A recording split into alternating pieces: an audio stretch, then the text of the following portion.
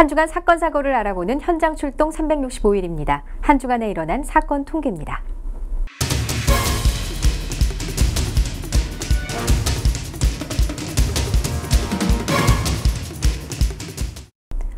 음식물 조리 중에 발생하는 화재는 빨리 발견해 조리 용기만 태우는 경우도 있지만 심할 경우 주택 전체로 확대될 가능성도 있기 때문에 조리 중에는 절대로 오랜 시간 자리를 비워선 안 됩니다.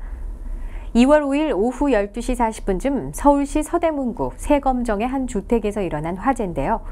다행히 인명피해는 없었지만 가재도구와 취사도구 등을 태워 400만 원가량의 재산 피해를 입었습니다. 소방당국은 음식물 조리 중에 불이 난 것으로 보고 정확한 화재 원인을 조사 중입니다. 음식물 조리 중에 화재가 발생하는 원인을 살펴보면 대부분 가스레인지 위에 음식물을 올려놓은 사실을 잊어버리고 외출을 하거나 잠을 자는 경우, 또 오랜 시간 전화통화를 하는 경우 등인데요. 가스레인지 위에 음식물을 올려놨을 때는 절대로 자리를 비우지 말아야 합니다. 만약 음식물이 타는 냄새나 연기가 날 때는 우선 가스밸브를 차단하고 빨리 119에 신고하는 것이 큰 피해를 예방할 수 있는 방법입니다. 도시 곳곳에서 매일같이 되풀이되는 교통체증의 주 원인은 대부분 양보를 모르는 얌체 운전자들의 운전 습관 때문입니다. 정말 바빠서라기보다는 핸들만 잡으면 괜히 조급해지는 마음 때문에 양보하지 못하는 건 아닐까요? 지난 10일 밤 11시 30분쯤 부산 광안대교 위에서 발생한 교통사고입니다. 가드레일을 들이받고 사고를 수습하려고 차에서 내린 배모 씨는 뒤에 오던 차에 치여 광안대교 하판으로 떨어졌고 하판을 달리던 승합차에 다시 치여 결국 사망했는데요. CCTV 판독 결과 이 사고는 두 갈래 길에서 차량들이 서로 양보하지 않고 속도를 높여 먼저 가려다 난 것으로 나타났습니다. 양보 운전을 하지 않음으로써 발생하는 교통사고는 해마다 꾸준히 늘고 있는데요.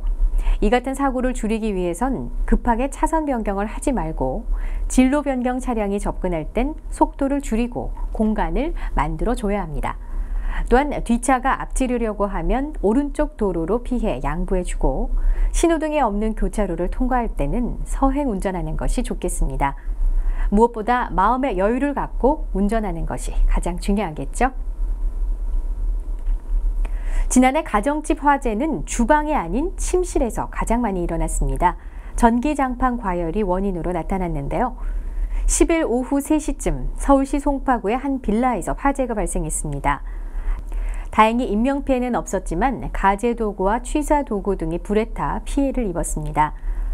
전기장판을 안전하게 사용하기 위해서는 전기용품 안전관리법에 따른 규격 제품을 사용하고 장시간 외출하거나 사용하지 않을 땐 전원 플러그를 뽑아 과열로 인한 화재를 예방해야 합니다.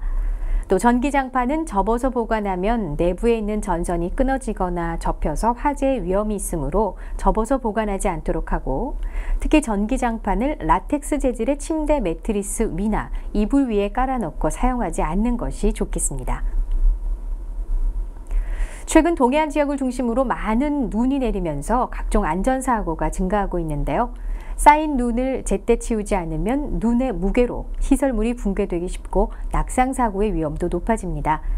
따라서 주변에 쌓인 눈은 빨리 치워서 사고를 예방하시기 바랍니다.